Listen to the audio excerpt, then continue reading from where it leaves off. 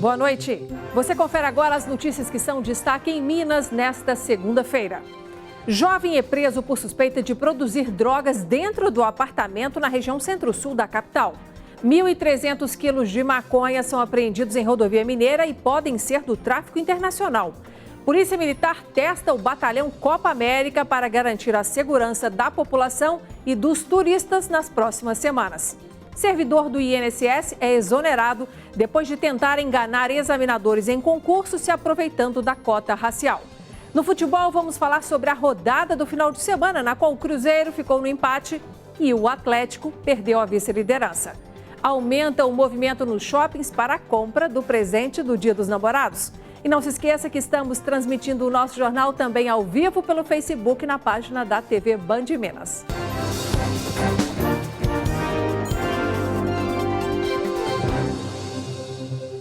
Um jovem foi preso suspeito de manter no apartamento em que morava um laboratório para produção de drogas. A polícia localizou a residência na região centro-sul da capital e durante a batida o suspeito ainda tentou se desfazer dos entorpecentes, jogando as drogas no vaso sanitário.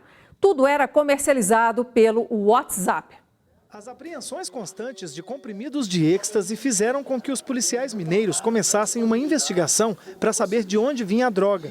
O que chamou a atenção dos policiais foi que os traficantes criaram até uma marca, chamada de Justiceiro. Por muitas vezes, quando nós agíamos numa intenção de estar combatendo esse tráfico, a gente deparava com essa droga Justiceiro, que era vendida nas raves, nas festas noturnas, e repassada nesses ambientes de grande quantidade de jovens que, infelizmente, vão para se drogar. Os policiais chegaram então a Breno Ferreira Baia, de 26 anos. Ele foi preso essa semana, suspeito de ser o fabricante dos comprimidos. Depois de quase 1 ano e meio de investigações, os policiais conseguiram chegar até uma espécie de mini laboratório que fica praticamente no centro da capital mineira.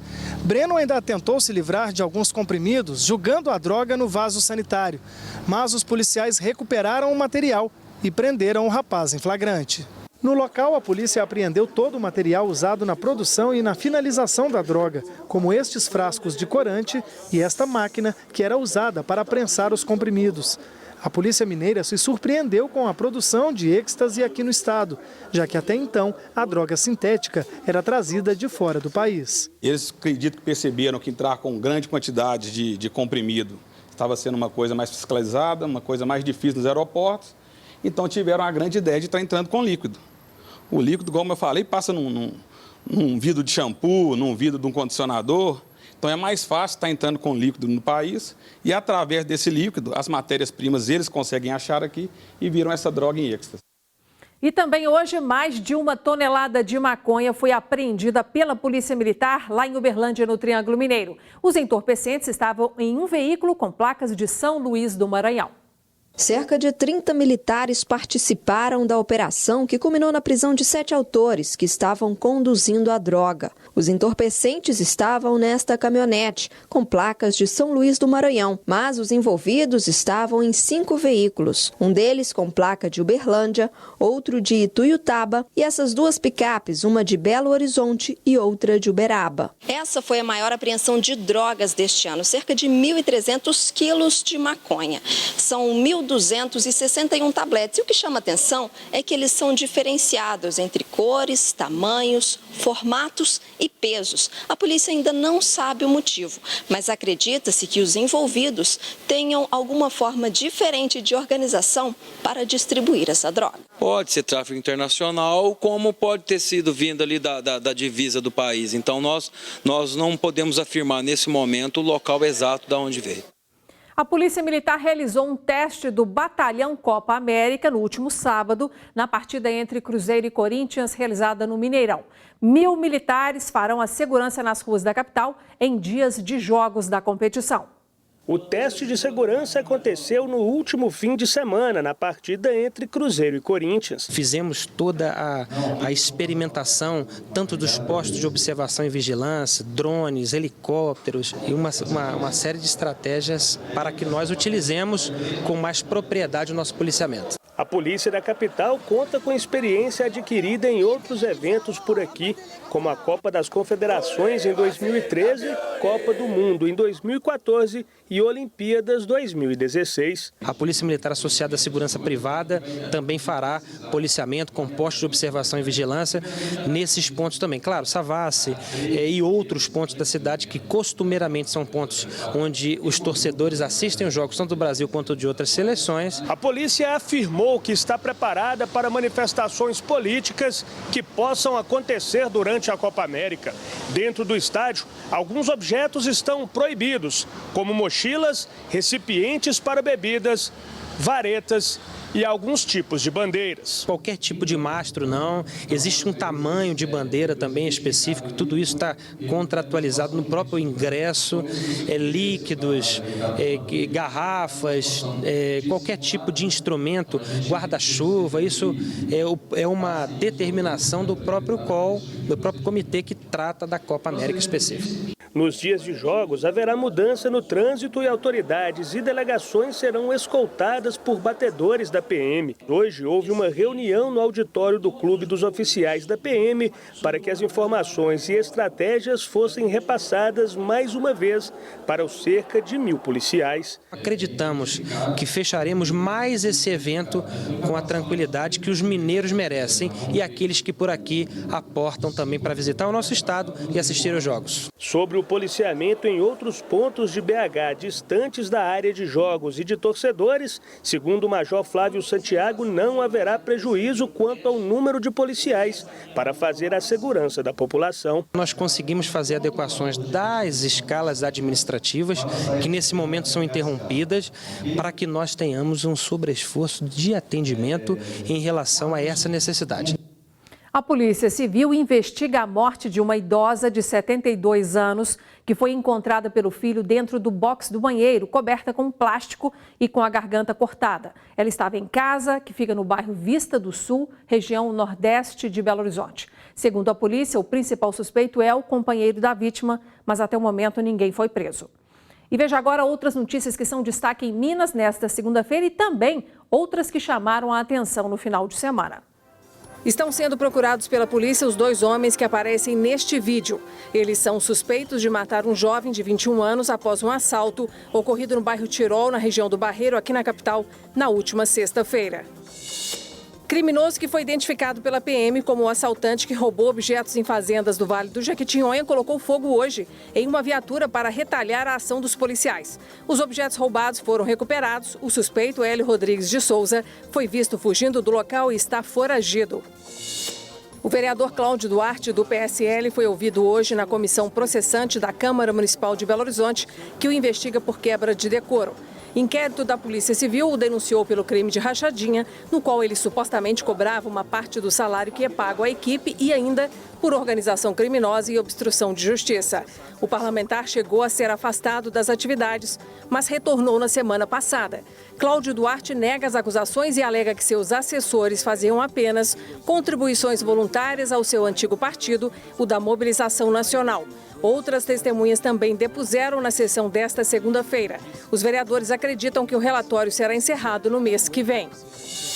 Homem fica ferido ao cair de um parapente nesse domingo na BR-460, entre as cidades de Lambari e Cambuquira, na região sul do estado. Segundo os bombeiros, ele teria se desviado da rede de energia e perdeu o controle. O estado de saúde não foi informado. A Polícia Civil investiga a atuação de um falso médico que teria atendido pacientes na UPA São Benedito, em Santa Luzia, na região metropolitana de Belo Horizonte, nesse final de semana. Segundo a Polícia Militar, desconfiados da atitude do suspeito, o corpo clínico do local foi conversar então com esse suposto médico, inclusive perguntando a ele qual era o CRM dele, o documento de registro no Conselho Regional, mas ele fugiu do local. Segundo a Secretaria Municipal de Saúde de Santa Luzia, o falso médico não está credenciado para atuar, mas teve o nome relacionado na lista de profissionais disponíveis, o que indica que ele teve a ajuda de alguém para estar ali. O INSS exonerou o servidor Lucas Soares Fontes, que alegou ser negro para ser aprovado por meio de cotas raciais em um concurso público, mas que foi considerado branco por uma banca julgadora que avaliou o caso. Fotos que foram utilizadas na investigação mostram um jovem mais moreno e com olhos escuros no período em que havia sido empossado, mas nos documentos pessoais ele se apresentava com a pele clara e olhos azuis. A decisão foi publicada no Diário Oficial da União desta segunda-feira, após investigação da Polícia Federal. Lucas era técnico em seguro social em Juiz de Fora, na Zona da Mata. O novo plano diretor de Belo Horizonte quer descentralizar o comércio e os centros de serviços da capital, que estão em maior número na região Centro-Sul, e estimular que as construtoras façam moradias ao longo das grandes avenidas da capital. Essa é uma das mudanças do plano diretor, que também criou mais dificuldades para se construir dentro da região Centro-Sul, de modo que a construtora precise pagar a mais por isso. A presidente da Associação Brasileira dos Escritórios de Arquitetura ilustra as mudanças nas construções que devem acontecer com a aprovação do plano diretor. Pelos cálculos que a gente fez, a gente chegou num número aproximado de 30% a mais de custo para os terrenos, para as novas construções depois de implantado o plano diretor. Basicamente, o objetivo do plano diretor é gerar outros centros em Belo Horizonte. A maneira utilizada seria a mudança do coeficiente de aproveitamento básico dos terrenos. A partir do momento que eu tenho um terreno de 360 metros quadrados, eu vou ter o direito de construir 360 metros quadrados de construção nele. E para eu construir além desse limite, eu vou ter que pagar essa moeda que é a outorga onerosa. Apesar de dividir opiniões e ter pontos considerados polêmicos, o plano diretor foi aprovado em segundo turno na Câmara Municipal de Belo Horizonte e agora segue para sanção ou veto do prefeito Alexandre Calil. Esta professora de arquitetura é favorável ao projeto. Para ela, outras regiões têm potencial de receber maiores investimentos. Houve quase um consenso em torno de diretrizes que eu penso que vão redirecionar o crescimento da cidade, tentando equilibrar melhor a infraestrutura existente na cidade. Seria uma maneira de desafogar a região Centro-Sul, local que tem recebido grandes edificações e empreendimentos. Prevê, o desafogamento dessa região sul da cidade, e fazendo com que as pessoas tenham mais acesso a comércio e serviços sem ter que se locomover durante muito tempo na cidade. São 15 dias para o projeto ser encaminhado para a sanção ou veto do prefeito. O sul de Minas é a região mais fria do nosso estado e é de lá também a produção das roupas mais quentinhas. Neste final de semana começou a 42ª Festimalhas de Jacutinga. A estimativa é que até o final do mês sejam vendidos 5 milhões de reais. A produção das malharias em Jacutinga não para. A cidade é conhecida como a capital nacional das malhas e tem mais de 1.000 fábricas que produzem o ano inteiro. Esta aqui tem 140 funcionários efetivos e confecciona 40 mil peças por mês. A gente tem que trabalhar com um produto de qualidade e com um preço também competitivo no mercado. Neste mês de junho, com a chegada dos dias mais frios, boa parte das malharias da cidade se juntam e fazem a Festimalhas. As pessoas encontram uma variedade de produtos com preço de fábrica. Os corredores ficam lotados. Ai, tá tudo bonito, quero levar tudo. É muito bem feito, um acabamento excepcional. Por isso que eu vim aqui. E tem até roupas em malha e tricô para os pets, cães e gatos. Todos levam um detalhe artesanal, com crochê, com bordados. A Festimalhas vai até o fim do mês e a expectativa é receber 170 mil pessoas e vender cerca de 400 mil peças, movimentando 5 milhões de reais. É um evento já consolidado. É uma marca importante para o setor têxtil brasileiro. A mineradora Vale anunciou uma reserva de 1 bilhão e 900 milhões de dólares para descomissionar 9 barragens aqui no estado. As barragens que terão suas atividades encerradas serão as barragens 8B, B3, B4, Fernandinho e a barragem Vargem Grande em Nova Lima, e ainda as barragens Forquilha 1, 2, 3 e a barragem Grupo em Ouro Preto e ainda a barragem Sul Superior em Barão de Cocais. 2 delas serão completamente descomissionadas já nos próximos 3 anos. 5 serão transformadas em modelo ajusante, que é aquele mais seguro, e 2 terão seu fator de segurança aumentado dentro de 3 anos antes do descomissionamento ser feito. Segundo a Vale, a mineradora está focada nos esforços de reparação ambiental. E depois do intervalo, mostramos os destaques do futebol. O Cruzeiro ficou no empate sem gols com o Corinthians e o Atlético perdeu para o Santos fora de casa.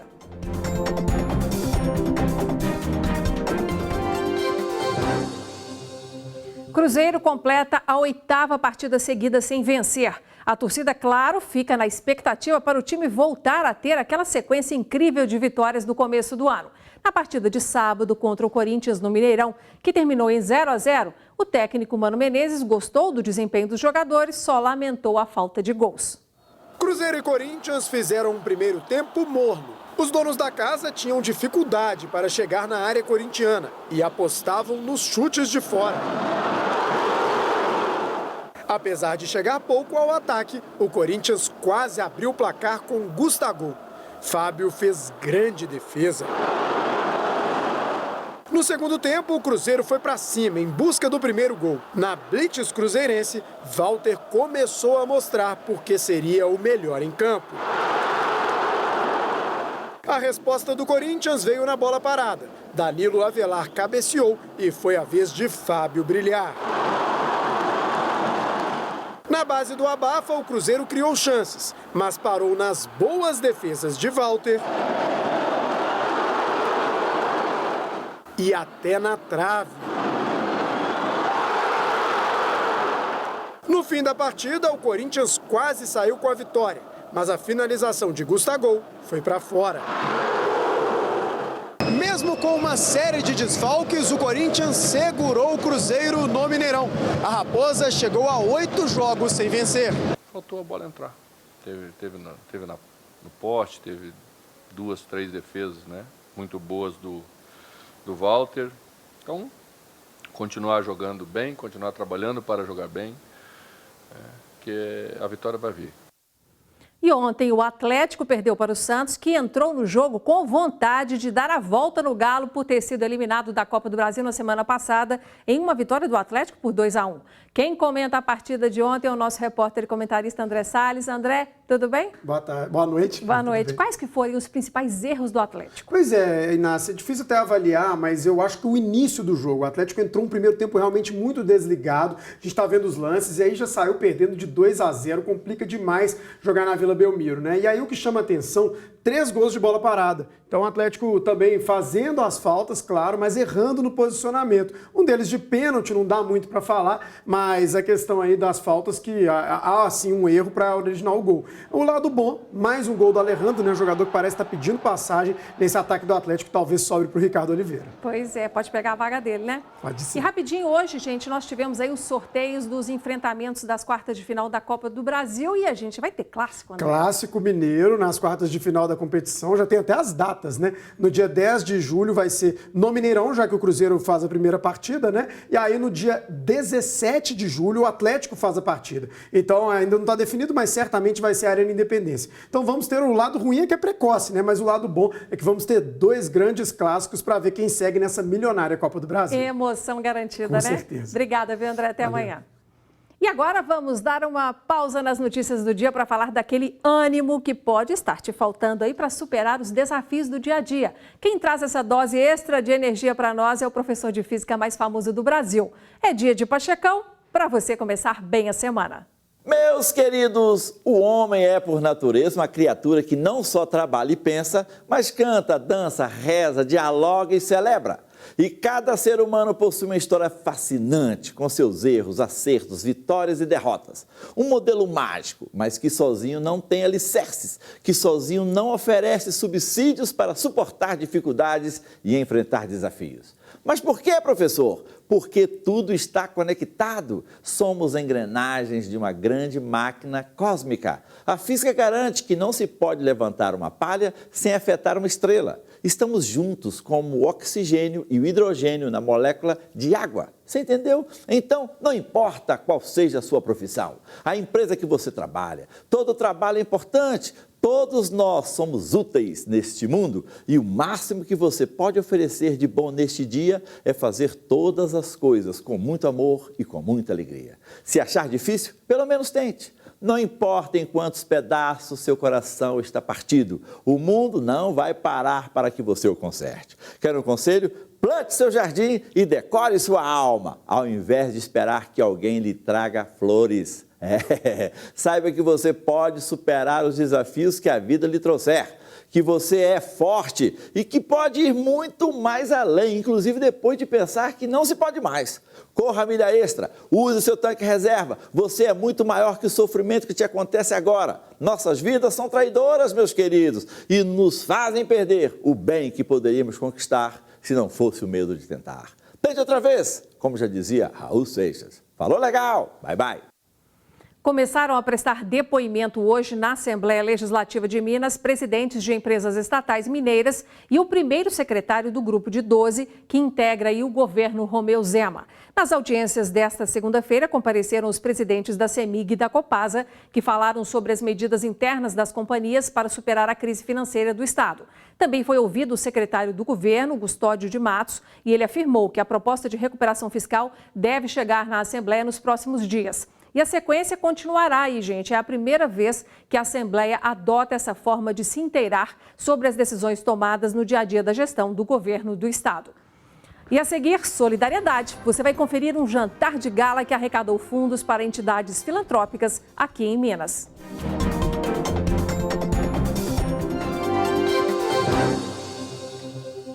Os shoppings esperam um crescimento discreto nas vendas para o Dia dos Namorados este ano, 3% maior que no ano passado.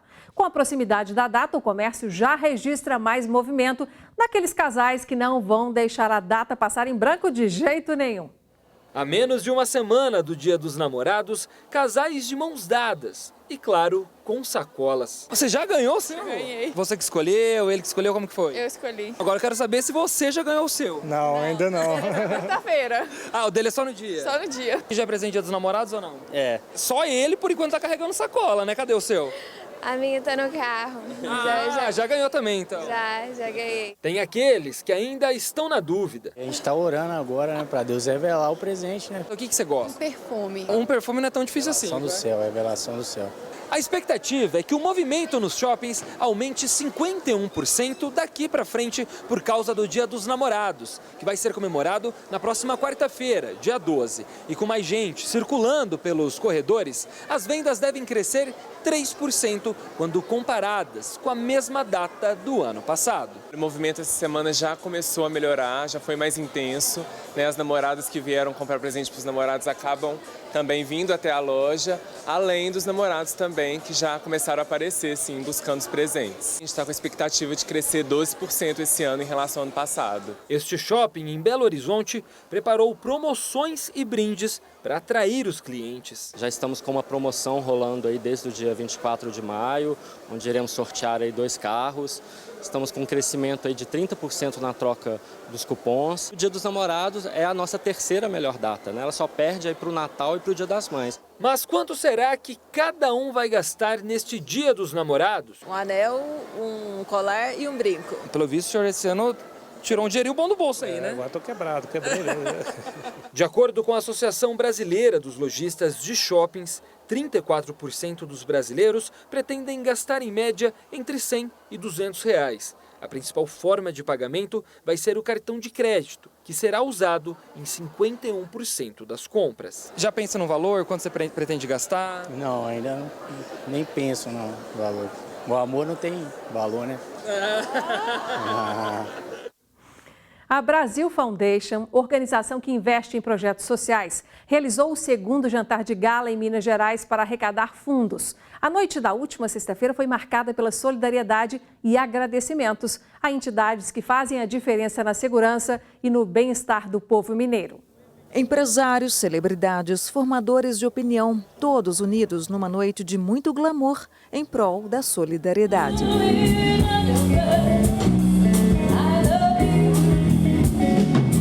A gente precisa arrecadar muito Eu acho que uma noite de gala, ela não quer mostrar ostentação.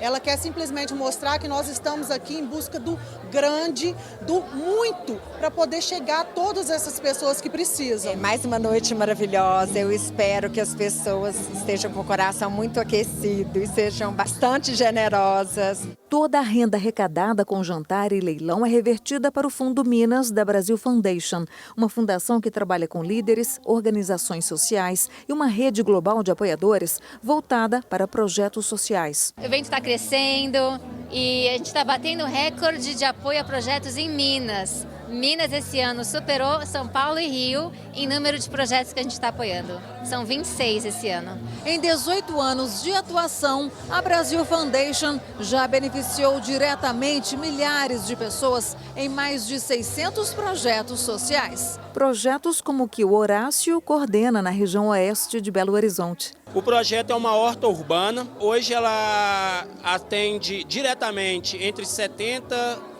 famílias direta e indiretamente 200 pessoas que são ali atendidas. A noite também foi de homenagens. É uma honra muito grande, né, receber essa homenagem da Brasil Foundation. Certamente é um reconhecimento ao trabalho que a Rede Mater Dei de Saúde vem desenvolvendo já há quase 4 décadas e é um motivo de muita honra para todos nós. Um reconhecimento da população mineira, brasileira, pelo trabalho sério, comprometido que está sendo feito, não só em Brumadinho, mas em todas as nossas operações. E que as pessoas possam ter certeza de que isso daqui não nos envaidece. Isso é recebido como um combustível para que a gente continue buscando, procurando e trazendo conforto para essas famílias.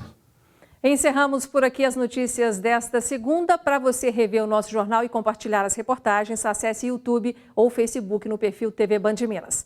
Ficamos por aqui, obrigado pela sua atenção. Amanhã estaremos juntos novamente. Até lá e boa noite.